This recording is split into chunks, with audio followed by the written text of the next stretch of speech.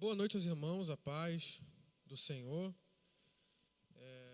Sem mais delongas, devido ao tempo nosso ser resumido, devido às circunstâncias, que nós estamos passando, queria convidar vocês a ficarem de pé e abrirmos as Escrituras em Juízes. Depois disso, como é sempre comum que eu faço, depois da leitura, convido os irmãos a orarem comigo, tá? Juízes, capítulo 16.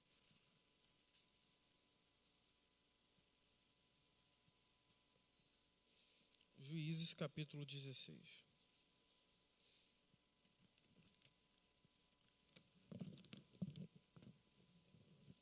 Juízes, capítulo 16, a partir do versículo 20. Obrigado, meu irmão.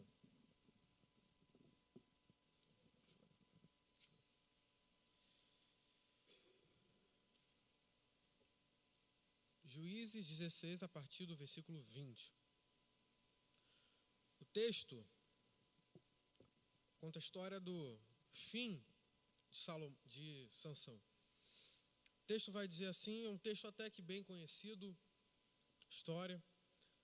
O texto diz assim, algumas traduções vão divergir, E disse-lhe Dalila: os filisteus vêm sobre ti, Sansão.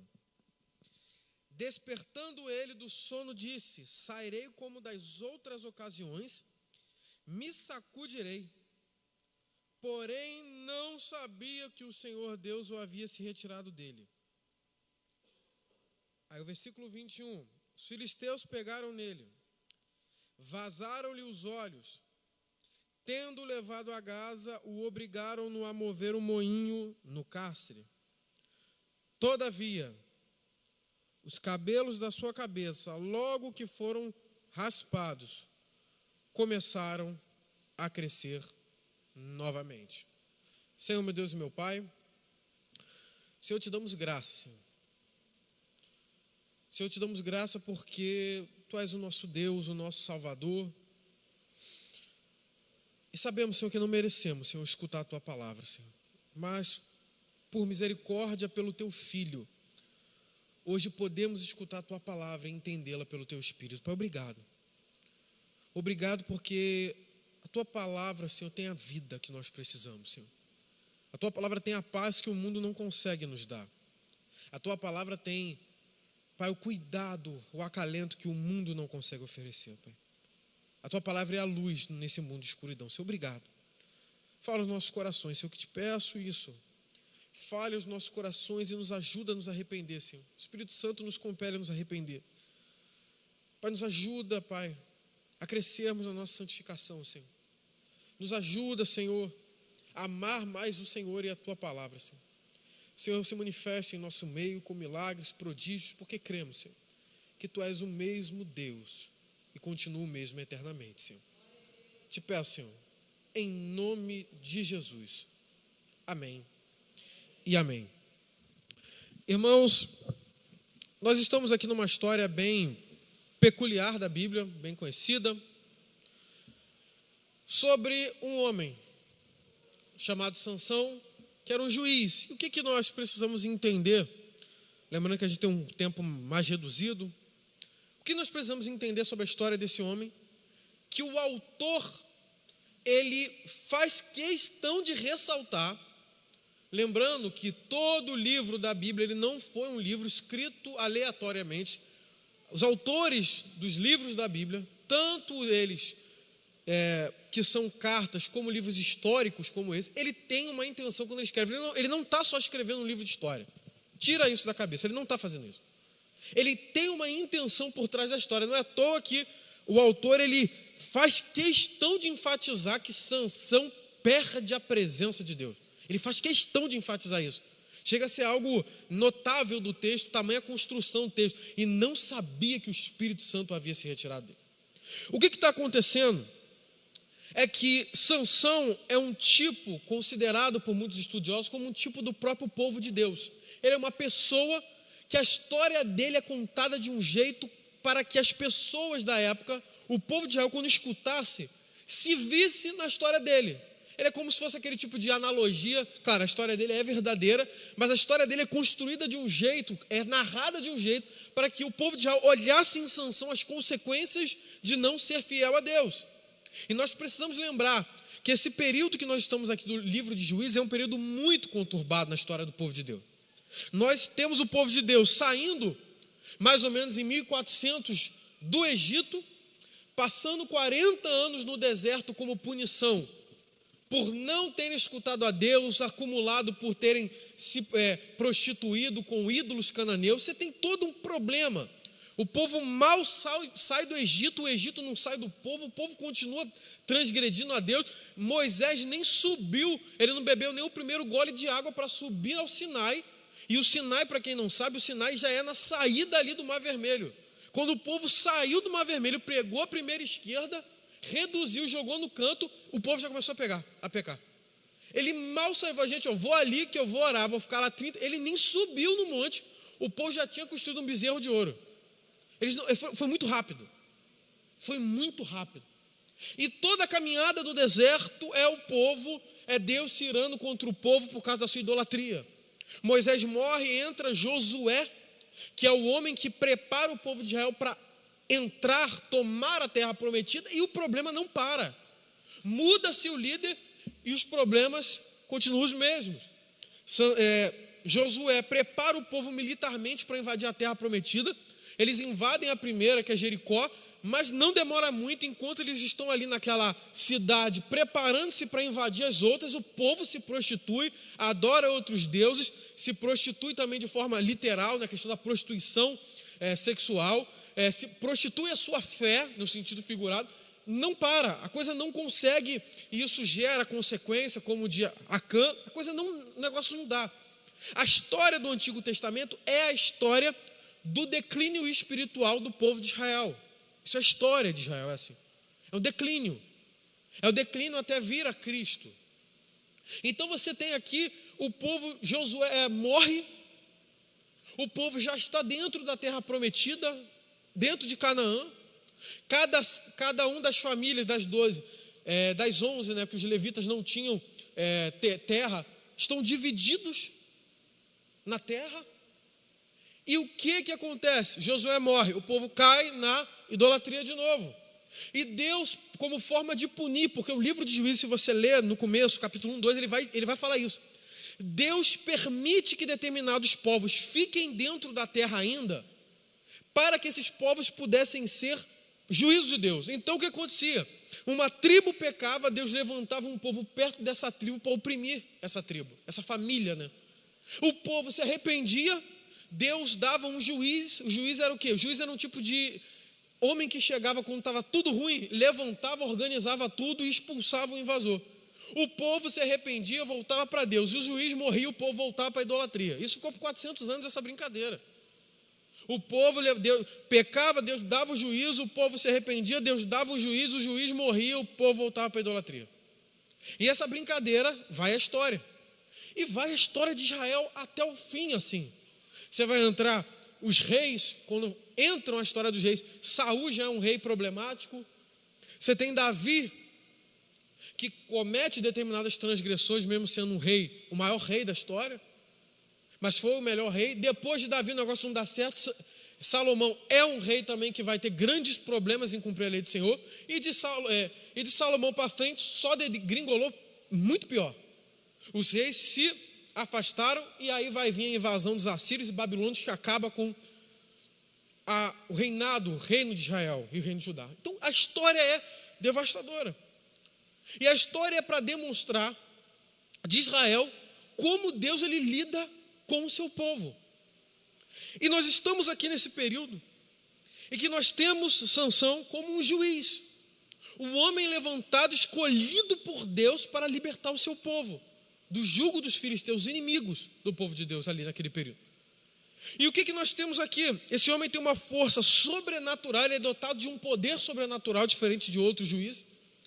Esse homem, ele é vencedor em tudo que faz. Mas a história vai contar que esse homem, ele tinha um voto, quebra completamente os votos dele com Deus. E o pior de todos, que era o pior não só para ele, mas para qualquer um do povo de Israel, ele vai se associar a uma mulher que não fazia parte do seu povo. Isso é um problema no meio do povo de Israel e na história da igreja muito grande. Os principais problemas no meio do povo de Israel vêm por causa de casamentos espúrios. Um deles é as mulheres que Salomão se casou, que trouxeram idolatria para o meio do povo. Você vai pegar na história da igreja cristã, é a mesma coisa. Homens, mas aí não é mais uma história bíblica, né? Uma história mesmo recorrente, pós-bíblica. A igreja se misturando com pessoas, casamentos espúrios, dando problema. Isso vai dar problema. Então nós temos aqui um homem que a Bíblia é até interessante notar que os pais de Sansão vão falar e perguntar para ele: Sansão, não tinha mulher entre o nosso povo para você procurar? Aí Sansão responde: não, porque ela foi muito bonita para mim. Olha o diálogo. A mãe pergunta: é sério, Sansão? Você está fazendo isso, cara? E aqui vem é interessante que o texto ele quer narrar isso, é para mostrar uma coisa para Israel, e até hoje mostra. É que entenda bem uma coisa, toda ideia muito nova, toda coisa que você pensa, eu gosto muito de pensar sempre aquela situação. Entenda uma coisa, aquilo que tem para dar errado, vai dar errado. Isso já é regra. O negócio o que tem para dar certo, às vezes dá errado, imagine que é já errado, vai dar errado. E é sempre uma tendência muito comum de achar que vai haver uma exceção. A pessoa sempre pensa que ele vai ser a exceção. E isso é uma coisa que a gente volta a repetir porque é uma coisa comum no nosso meio. A gente sempre pensa que vai ser uma exceção, alguma quebra de princípio. Uma vez eu falando para um casal sobre a questão que a gente ora, é uma coisa muito comum no meio cristão, orar para que Deus abençoe, Senhor, abençoa ele, o matrimônio, o casamento. E é interessante notar que, irmãos, a bênção de Deus não é uma magia que se recai sobre alguém. Não é uma pluma que desce, alguma coisa, uma fumaça, algum glitter que desce, não tem nada a ver com isso. A bênção de Deus é a sua própria lei. Se você quebra a lei de Cristo, você pode, quem for orar por você, não vai dar certo. Isso é muito difícil da gente aceitar, por quê? Porque a gente acha que a oração tem o poder de tirar consequência do pecado. Não tem. Deus não se deixa escarnecer. Aquilo que o homem semear, ele ceifará. Não adianta, eu falo às vezes com casais que eu converso, ou pessoas que vêm conversar. Você quer ser abençoado por Deus, você não precisa de uma oração forte. Segue os princípios de Cristo. Isso já é a bênção de Deus. Você não precisa, isso já é a bênção. Você, debaixo disso, você já é abençoado. Não tem oração que vai fazer dar certo aquilo que está errado. Não adianta.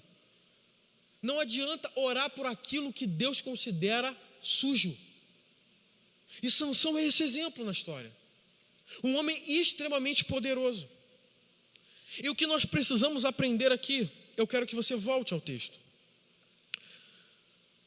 O texto vai dizer, eu quero que você me acompanhe. No versículo 20, todos conhecem essa história. O texto vai dizer que Dalila está ali naquela malandragem de tentar cortar os cabelos de Sansão. Todo mundo conhece, eu creio que algumas pessoas podem esquecer, visitantes às vezes. Dalila é paga para poder descobrir a força de Sansão. E ela começa a jogar coisinhas para Sansão. Sansão, me conta sua força, eu te amo tanto, você não vai contar isso para mim. Isso ali é a história que está se correndo aqui em volta do nosso texto. E chega o momento que Dalila, de tanto pentelhar, essa que é a questão, água mole em pedra dura, uma hora ele fala, a força está no meu cabelo, ela vai lá e corta.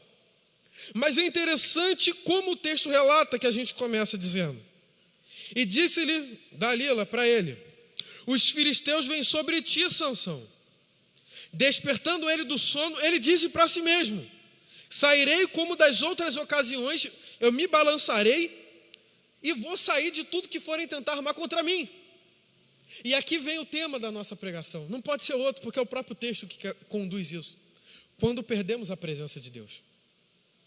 O texto, a Bíblia, o Antigo Testamento, é uma forma literária escrita e construída em cima de mostrar o que acontece com um povo que perde a presença de Deus. Você tem uma grande história no Antigo Testamento, que é o povo de Deus, ele começa saindo de Ur dos Caldeus. Eu acho isso muito interessante, que até a geografia da Bíblia é construída em cima de uma história espiritual, é em cima de uma mensagem. O povo de Deus começa em Ur dos Caldeus, na Babilônia, que é Abraão, é o começo do povo de Deus. E é interessante notar que quando o povo de Deus é exilado, é punido pelo seu pecado, eles são enviados para a Babilônia. E as pessoas não percebem que isso tem uma questão que o autor está relatando que Deus fez. O que é? O povo, depois de mais de 1000 anos que saiu de Ur dos Caldeus, porque Abraão é o patriarca, o povo retorna para Ur dos Caldeus, retorna para a Babilônia. Isso aqui é uma história muito interessante. Não importa o quão alto Deus possa ter te levado, o pecado pode te trazer de volta para aquele mesmo lugar. O povo voltou para o lugar em que Deus havia tirado eles de Abraão. Então essa história que está sendo contada no Antigo Testamento, como o pecado destrói tudo. E o texto vai dizer que ele achou que ele iria sair. E a primeira coisa que nós precisamos aprender no texto: quando perdemos a presença de Deus, a primeira coisa que se identifica quando perdemos a presença de Deus é que começa uma coisa chamada soberba, a autoconfiança. O texto de Provérbios, escrito por uma pessoa muito indutiva mesmo, porque ele sabe o que foi isso, 16:18 vai dizer: porque a soberba precede a ruína, e a altivez de espírito precede a queda. É interessante notar que o texto não está dizendo que a soberba é a queda. Não. O texto está dizendo que a soberba vem antes da queda. Nesse estado que estava aqui Sansão, ele não havia ainda caído. Ele não havia sido ainda pego pelos filisteus. E isso tem uma mensagem para nós muito importante. Irmãos, a Bíblia diz que Deus resiste ao soberbo, mas Ele dá graça aos humildes. A Bíblia vai dizer em Salmo 81, no versículo 11, que é o próprio Deus dizendo: porque Israel não quis me dar ouvidos à minha voz, por causa disso eu os larguei nos seus próprios caminhos. A Bíblia está nos dizendo que até dentro do seu povo, a soberba e a arrogância é algo que destrói o relacionamento com Deus. Deus, assim como largou Sansão, Deus largou o seu povo. Quando foi preso na Babilônia, largou, eles foram para os seus próprios caminhos. E caíram, morreram, foram destruídos. Nós precisamos entender, irmãos, que a soberba é um pecado especialíssimo do diabo trazer em nosso coração. É um tipo de pecado que ninguém consegue se ausentar. Existem pecados que conseguem ser mais pontuais para uma pessoa do que para outra. Tem pessoas que têm uma queda mais para a área sexual, tem outros que não têm, porque muito por uma questão às vezes de criação, uma questão química. Tem gente que não tem química no cérebro, tem essa diferença. Tem gente que tem uma tendência, traduzindo, tem gente que gosta muito de mulher mais do que outros, e o contrário. Você percebe isso. Tem gente que ele lida muito bem com isso. Ele lida bem com isso. Isso é comum você ver. Tem gente que lida bem com a questão. Tem homem que não lida bem. Isso é normal. Tem gente que lida melhor com a avareza do que outros, com o amor ao dinheiro. Você vê que tem gente que é largado do dinheiro, é largado até demais. Você vê que tem gente que, para dar o dízimo, dói. Você vê que é comum você ver crente que você pede alguma coisa, o cara diz não tem, ele te dá. Isso é comum. E tem gente que, rapaz, para você tirar alguma coisa da mão dele, ele compra um carro 1.0 e ainda bota gás. É um negócio difícil. Isso é normal. Tem pecados que são mais propensos em outras pessoas. Tem gente que você conta alguma coisa e manda ele contar para o outro, ele não conta. E tem gente que você diz, irmão, guarda com você, ele não guarda. Isso é normal. Mas tem um pecado, que é o pecado que a Bíblia conta que é o pecado de Satanás. É o pecado de Adão e Eva. É o pecado que todos estão suscetíveis. A soberba e a altivez de espírito. Essa ninguém escapa.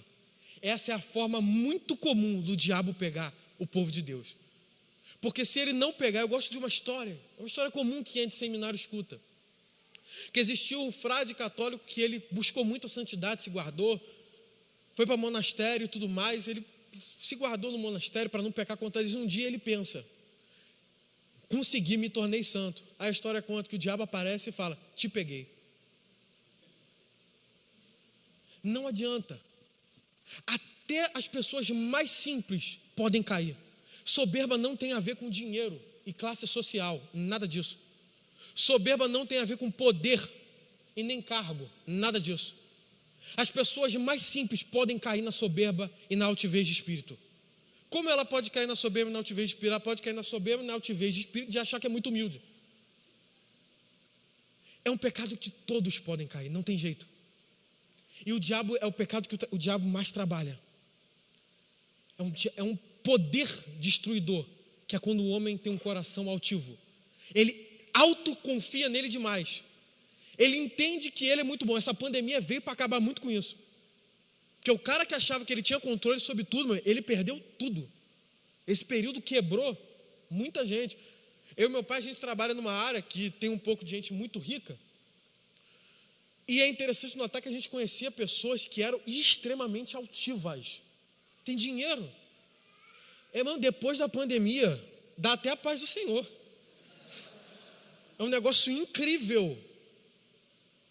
Gente que nem olhava para a gente direito, só falava com a gente porque tinha que consertar o negócio. Hoje, sorri para a gente. Você vê o sorriso na máscara. Veio para acabar. A soberba precede a ruína. Todas as pessoas que deixam seu coração se acharem demais, elas caem. Sansão, ele achava que por ser um juiz, ele tinha um cargo extremamente importante. Ele era um libertador. Ele pensava que ele podia tudo. E nós tendemos a ter esse desejo e essa cobiça de achar que nós temos coisas que conseguem nos dar segurança. Ele era um juiz, irmão, não tinha ninguém. Sansão derrotou centenas de pessoas com a sua própria mão. Ele era o cara. Esse homem era extremamente poderoso. Esse homem caiu de uma forma humilhante. A soberba precede a ruína. Todas as pessoas que são muito altivas, e a altivez do espírito não é uma cara, é como você lida com as situações. Quando você acha que você é muito autossuficiente, você vai cair. Uma das marcas mais clássicas do nosso tempo, de soberba e altivez de espírito, é uma só no meio da igreja. É a soberba de achar que você não precisa de igreja. O cara acha que consegue viver sem pastor, sem igreja. Falei para um rapaz, conversando, eu contei a minha história. Nesse período que eu fiquei sem igreja para vir para cá, o pastor sabe disso, eu contei para ele a minha experiência. Eu fiquei alguns meses sem igreja. Eu acelerei a minha vinda para cá, porque eu comecei a perceber que eu estava gostando de ficar sem igreja. O corpo começa a gostar da liberdade. Quando eu pensei, eu falei, rapaz, vai dar ruim. E isso é muito comum, você vê pessoas que estão às vezes em transição de igreja, que nessa transição o cara nunca mais volta. O cara acha que dá para viver um tempo, mesmo não dá para viver. Não dá para ser crente sozinho. A gente vive numa época do individualismo muito forte. As pessoas acham que elas podem ser coisas sozinhos. Porque você ouve psicólogo falando isso, você vê coach falando isso, você vê apresentador de televisão falando isso, você vê até pastor falando isso. O cara pensa, eu sou isso. Eu posso e não pode. Não dá para ser crente sozinho. Não dá. E isso é uma marca da nossa geração. A geração, pessoas, um nível crescente de pessoas que não estão voltando para a igreja porque eles acham que conseguem viver sem igreja, sem líder, sem membresia. O cara acha, não, está tudo bem, eu estou vivendo, e não consegue voltar depois, não volta. Conversei agora com um rapaz que ele está mudando de igreja. Falei, rapaz, só posso dar uma dica? Sim, irmão, procura igreja, mas procura logo, cara. Por quê? Porque é nessa que tu fica sem, tu não volta mais. Não acha que você consegue.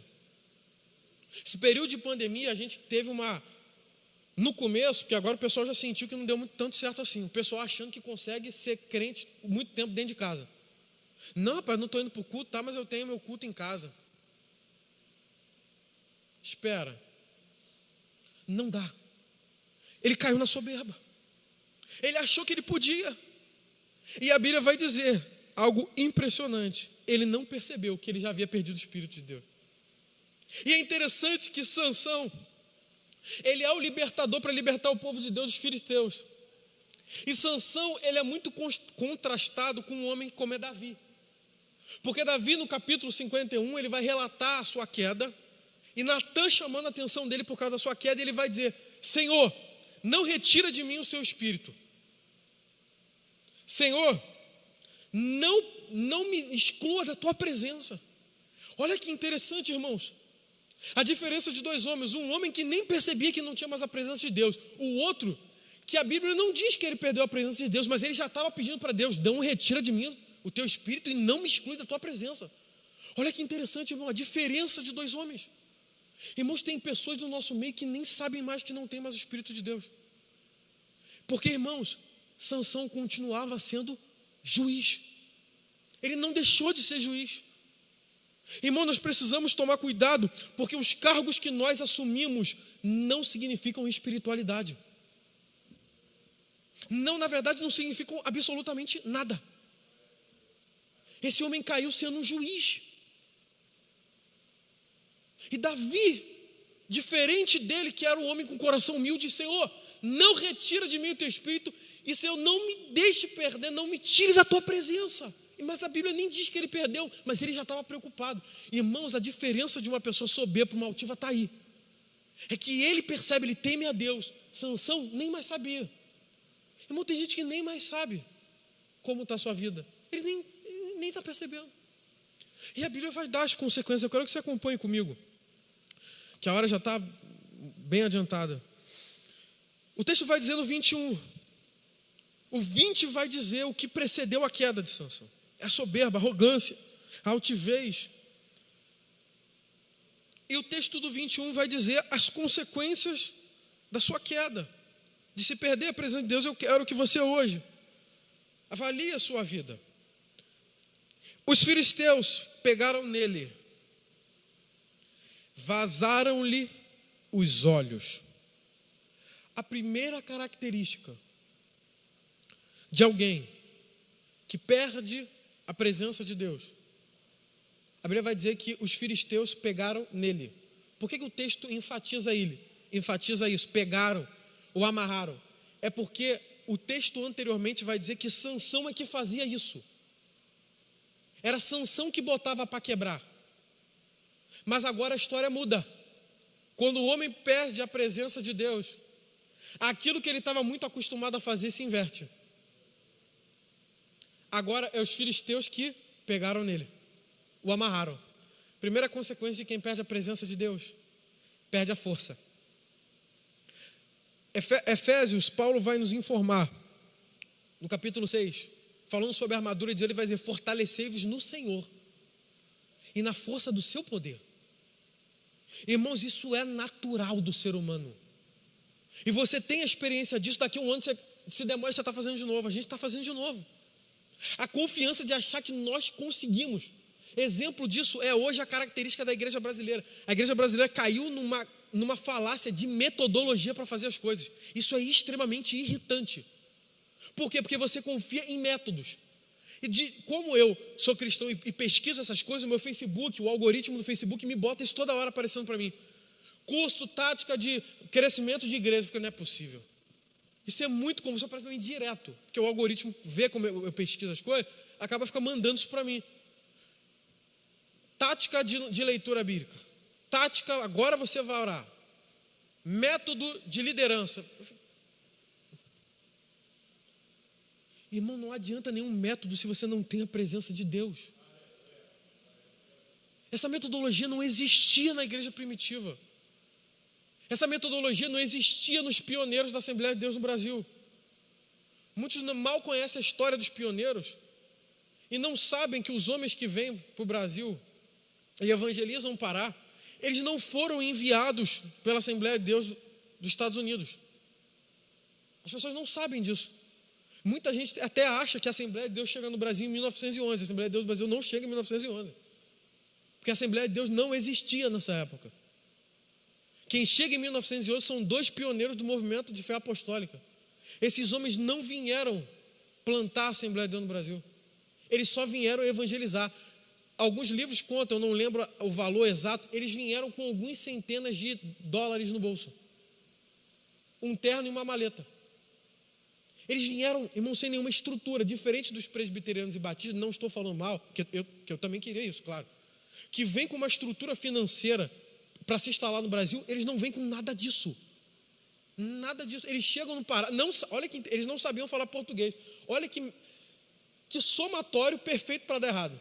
Não sabem falar a língua do país que eles querem evangelizar. Não têm dinheiro.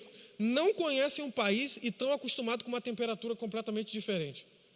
Para quem foi para algum tipo de campo missionário, sabe que uma diferença de temperatura dá uma pancada. Olha o somatório disso aqui, irmãos. Isso aqui é tudo. Se você me pergunta isso hoje para mim, que você não conhece, Vitor, o que você acha de alguém que vai para um lugar que não sabe a língua, não tem dinheiro, não tem estrutura de ninguém por trás, diferença de temperatura em um local hostil, porque o Nordeste na época do início do século XX é extremamente hostil ao protestante. Eu ia falar para você, cara, pelo amor de Deus, fica onde você está. Não vai. Você vai se dar mal. É óbvio. Mas, irmãos, a gente não sabia que eles tinham o Espírito Santo. O impossível deu certo.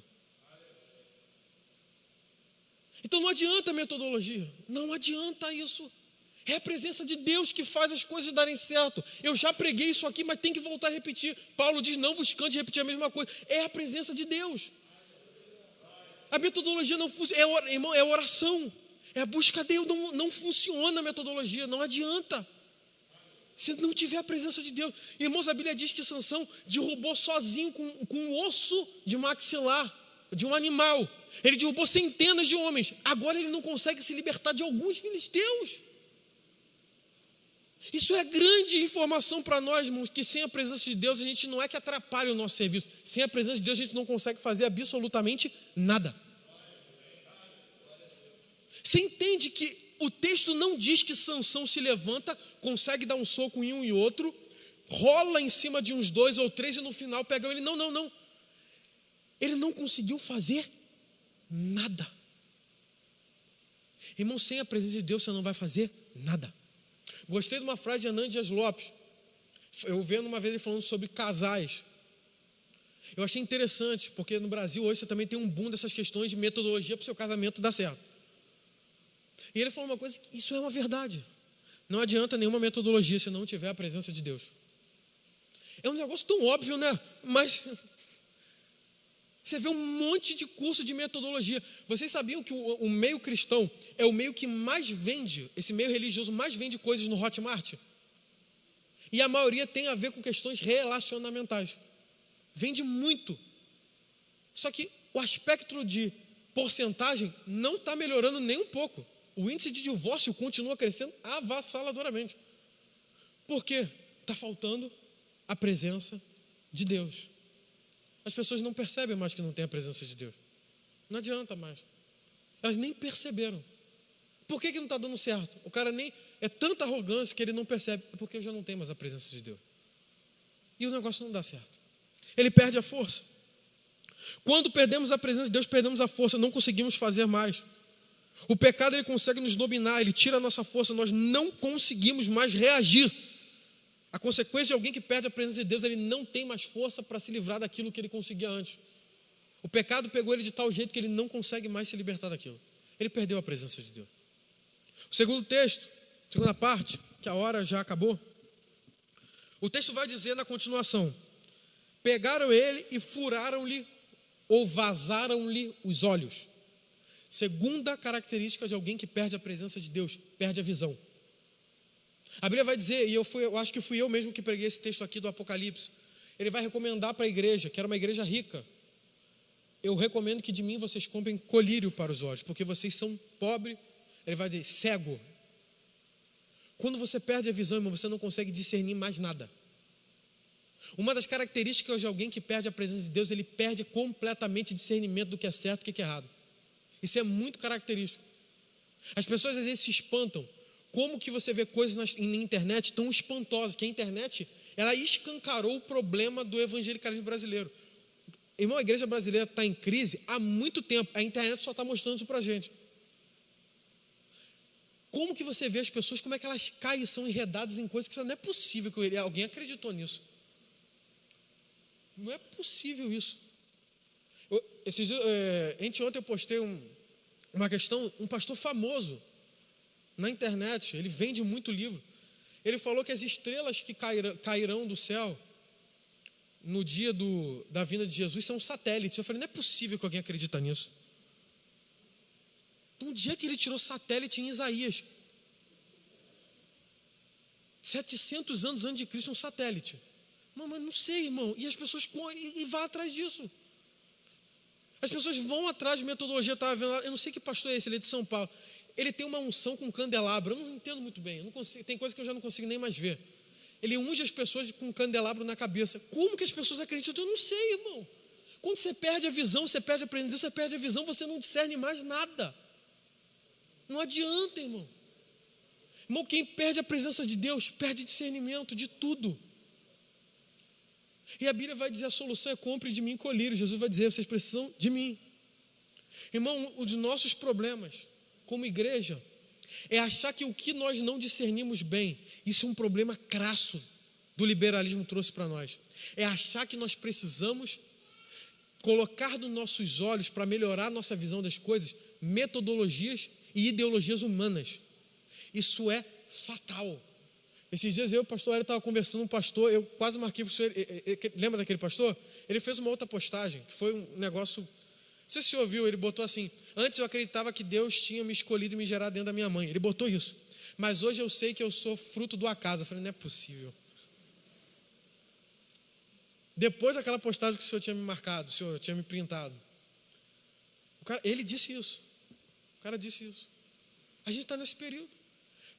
A pergunta é, por que hoje você tem esse tipo de coisa? Porque o cara lá no passado, de vez de curar os olhos deles espiritual com a presença de Deus, tentou curar com metodologia humana, com ideologia humana. Um dos grandes erros da igreja, que está se tornando a igreja brasileira, é querer resolver os problemas da igreja com uma visão social. Isso é perigosíssimo. Isso é perigosíssimo. A gente está achando que a gente vai resolver os problemas da igreja com uma visão de problema social. Não vai. O problema da igreja, os problemas do nosso meio só tem um nome. Os problemas do mundo só tem um nome. É o pecado. Não vai mudar. E a igreja está abarcando em olhar para o mundo com soluções humanas. Não vai. Irmãos, nós precisamos da presença de Deus para enxergar as coisas como precisamos enxergar. Nós precisamos da presença de Deus para enxergar onde está o problema. Irmão, você só precisa da presença de Deus para saber discernir as coisas que estão erradas. Você não precisa de ideologias humanas. Você precisa da presença de Deus. Pai, líder de família, sua casa está em crise. Você não precisa, antes de tudo, você precisa da presença de Deus. Não adianta. E o texto, que a hora não dá para se alongar, continua comigo. 21 vai dizer: porém, vazaram-lhe os olhos, pegaram nele, vazaram-lhe os olhos, e tendo-o levado a Gaza. Terceira característica, o que é Gaza? É a capital dos filisteus. É o centro da sua idolatria, da sua política e da sua imoralidade espiritual e sexual. Terceira característica de quem perde a presença de Deus: ele perde a comunhão do meio do povo de Deus. A pergunta é, o que um juiz de Israel está fazendo em Gaza? O lugar dele não é Gaza, o lugar dele é Israel. O lugar dele não era com Batseba, com aquela prostituta. O lugar dele era em Israel. Ele era um juiz, ele devia estar na sua tribo. O juiz era um guardião da tribo. Ele tinha que estar no meio da sua tribo. Ele não era para estar com os filisteus. A terceira característica de alguém que perde a presença de Deus, ele perde a noção do seu local, até que chega um momento que ele já perdeu completamente essa referência. Uma das grandes características de alguém que está perdendo a presença de Deus, como Sansão, é que Sansão aqui, ele não vai parar em Gaza do nada. Sansão aqui, ele já está numa cidade dos filisteus. Ele não é tirado de Israel para Gaza. Ele já está numa cidade que ele não deveria estar. A pessoa que perde a presença de Deus, ela perde a comunhão com o seu próprio povo. Não é à toa que nós vemos que uma característica muito grande de alguém que está afastado, ou alguém que está se apostatando, alguém que está perdendo a presença de Deus, é que ele começa a perder a presença com a igreja. Isso é muito comum. Isso é muito comum. Ele vai se afastando. Ele vai se afastando. Até o momento que ele não volta mais. Ele se afasta. A Bíblia vai dizer que os pais de Sansão perguntam: Sansão, não tem mulher? Traduzindo, está vendo nenhuma bonitinha para você aqui no nosso meio? A resposta de Sansão é muito interessante. Não é porque ela foi agradável aos meus olhos. O problema já estava começando lá de trás. É quando a gente acha as coisas agradáveis do mundo e não no nosso meio. Isso é clássico. Os nossos olhos se encantam com as coisas do mundo e não se encantam com as coisas do meio do povo de Deus. Converso muito com jovens. Eu falo muito de jovem porque é a minha vida um pouco. Então não tem jeito. Eu conto muita história de quando eu entrei nas duas faculdades que eu passei. Eu passei por uma faculdade particular. E para mim foi muito caricato entrar na faculdade, porque eu via como as pessoas reagiam àquilo. É igual aquele meme do Homer Simpson que tem, todo mundo está alegre, ele está assim. Para mim foi a minha sensação quando eu entrei na faculdade. Estava todo mundo super alegre. Tipo assim, aquela euforia porque é um lugar, e eu estava assim. Aí você pode perguntar, Vitor, porque foi uma faculdade particular, porque se fosse a pública, a emoção de ter passado, eu passei também na pública, na UF. Mas você sabe como é que, a primeira vez que eu entrei na UF, sabe que a primeira coisa que eu pensei? Isso aqui é sujo e eu quero ir embora. Eu odiava ficar lá dentro. Você sabe por que eu odiava ficar lá dentro? Eu gostava do meu curso, mas eu não gostava de estar lá dentro, porque aquilo ali não era o meu meio. O meu coração sempre amou estar na presença de Deus. Eu não estou dizendo que você não tem que ir para a faculdade, não, irmão. Eu estou dizendo cuidado com o que o seu coração se alegra. Como Sansão, cuidado com o que os seus olhos veem e se agradam. Eu vi muitos jovens no período da faculdade se perdendo. Eu costumo brincar, né? Dizer que o pessoal lá não se desviou, deu rabiada. Era um desvio que era assustador que eu via. Era de uma semana ver o cara na reunião dentro da UF, na outra ver o cara bêbado na cantareira. Por quê? Porque os olhos dele, assim como Sansão, se agradaram daquilo. Irmão, não estou dizendo que você não tem que ir para a faculdade, estou dizendo cuidado com o que você... Aquela coisa que você ama, que tudo, a Bíblia diz, onde está o teu coração, ali está o teu tesouro. Cuidado onde o seu coração está. Tem coisas na vida, assim como Sansão, que você vai ter que encarar no campo inimigo, não tem jeito. Mas é onde o teu coração se agrada. A gente vê jovens que não ligam, não tem tanta alegria em estar na igreja, mas eles amam estar na faculdade. Amam. Tanto que você vai para esse ambiente de faculdade, você vê jovens que ficam o dia todo na faculdade. Aí às vezes você pensa, não, porque ele tem grade o dia todo. Eu vi muito isso, o cara não tinha grade o dia todo. É porque ele gostava de ficar na faculdade. Isso é triste, irmãos. O nosso meio, o nosso ambiente é aqui, é no meio do povo de Deus. Quem perde a presença de Deus, perde a alegria de estar no meio do povo de Deus. Ele relativiza isso, não agrada aos olhos dele como Sansão. Não agradava as mulheres do povo dele, não agradou. Porque o coração dele já não era mais ali. Cuidado com o nosso coração. A característica de alguém que perde a presença de Deus é que ele perde a comunhão, irmãos. Sansão estava em Gaza, ele deveria estar em Israel. E o texto vai dizer que levaram ele a Gaza. Aí o texto vai continuar no 21. Amarraram-no com cadeias de bronze. Já passei do horário aqui demais. Amarraram-lhe com cadeias de bronze e obrigaram-no a mover um moinho no cárcere. A quarta característica de alguém que perde a presença de Deus. A Bíblia vai dizer que agora o soldado, o juiz, melhor, um general que seria um juiz naquela época, virou escravo. Quem perde a presença de Deus, irmão, vira escravo. Vitor, como assim? A Bíblia vai dizer que ele foi moer grãos. Isso era humilhante para um homem. Isso era trabalho de boi. E é interessante notar que o Deus dos filisteus é Dagon. É o Deus dos cereais. É o Deus dos cereais. Esse texto tem uma questão espiritual em volta. O autor, quando escreve, ele sabe por que está escrevendo. Quem perde a presença de Deus começa a servir ao inimigo e não mais a Deus.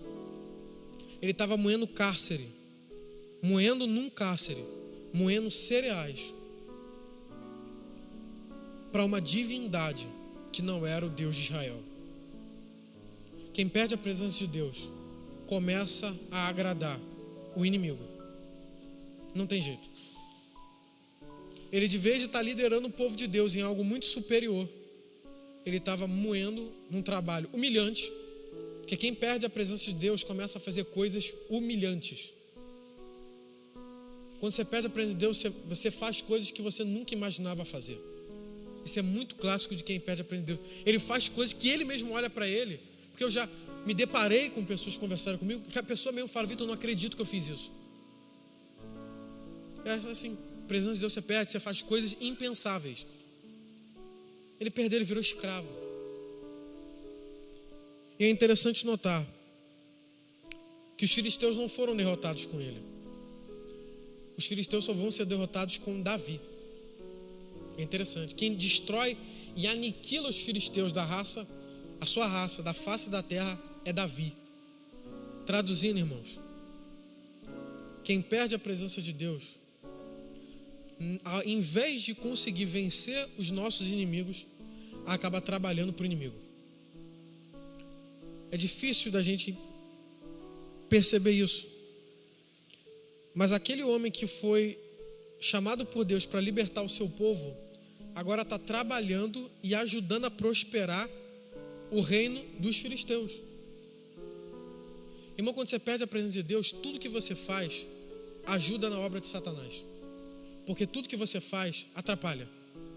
Esse homem que era para ser libertador agora está trabalhando para a economia, porque grãos na época é a economia deles. Está trabalhando para o inimigo. Quem perde a presença de Deus, irmão, começa a trabalhar para o inimigo. E só se depara isso com o tempo. Mas a Bíblia diz que o cabelo da sua cabeça voltou a crescer. Por que que o texto enfatiza isso? Eu adoro essa frase: não existe pecado tão grande. E é interessante que mesmo depois de tanta pregação que nós temos no Brasil, ainda há pessoas que têm essa dúvida. É um negócio que eu me impressiono ainda na caminhada com algumas coisas. Ainda há pessoas que têm no seu coração uma sensação de que elas não são perdoadas. Eu tive esse relato essa semana.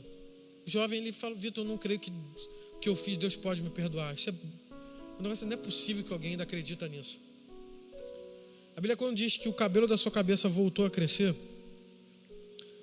o cabelo para Sansão é a aliança do seu pacto, é a sua aliança. Aqui é uma mensagem muito interessante para nós, é que mesmo, irmão, porque perdemos a presença de Deus, o diabo tendo arrancado tudo de nós, uma coisa não foi arrancada de Sansão. Raparam a sua cabeça, mas a raiz continuou lá. Assim como o filho pródigo, que perdeu tudo, mas uma coisa só ele não perdeu: ele continuou sendo filho. Sansão perdeu tudo, mas a raiz ainda estava lá. Deus preservou aquela raiz. A raiz voltou a crescer. Irmãos, Deus preserva a raiz e ela volta a crescer. E a mensagem que nós temos para hoje é: eu não sei onde o diabo te levou como Sansão, te humilhou, te fez trabalhar para o inimigo, eu não sei. Eu só sei que em Deus ainda há uma esperança. O cabelo ainda pode voltar a crescer. Deus ainda pode fazer aquilo que era impossível voltar. A aliança que é o cabelo voltou. Deus ainda é aquele que realiza alianças. Ele ainda reabilita alianças. Várias vezes na história do Antigo Testamento, Deus refez aliança com o seu povo. Deus ainda refaz alianças. Deus ainda faz raízes crescerem. Deus ainda restitui homens. O fim de Sansão não é trágico, porque a Bíblia vai dizer em Hebreus que ele é um herói da fé. Irmão, se Sansão foi elencado como herói da fé, não importa o que o pecado te fez fazer, Deus ainda pode fazer uma pessoa muito grande. Ele é um herói da fé. Sansão não se suicidou ali. Ele usou sua força para matar milhares de filisteus. Não importa onde o pecado te levou, Deus ainda pode te usar para dar muito prejuízo para o inferno. Sansão foi esse homem que hoje é elencado como um herói da fé, do lado de Moisés. Ele é um herói da fé. Só que a pergunta é, a fé quem dá é Deus. Deus ainda pode te fazer um herói da fé. O homem que a fé fez realizar grandes coisas. Que Deus nos ajude. Convido vocês a orarem comigo. Senhor, meu Deus e meu Pai, graças te dou, Senhor. Porque o Senhor ainda se compadece de nós enquanto ainda estamos ainda no cárcere, Senhor. Senhor, te louvamos, Senhor, porque o Senhor, mesmo na sua ira, o Senhor é longânimo e misericordioso. E sabemos que não há pecado tão grande que consiga superar o tamanho da sua graça. E o Senhor ainda olha para nós. Então eu te peço, perdoa os nossos pecados, Senhor. Nos faz como Davi, Senhor. A percepção de dizer, não retire de nós o teu Espírito, Senhor, e não nos lance fora da tua presença. Perdoa o nosso pecado, Senhor. Perdoa a nossa altivez de espírito. Senhor, nos enche do teu Espírito, Senhor, para nos dar humildade, Senhor. Nos ajuda, Senhor, porque sabemos que soberbo o Senhor resiste, Senhor.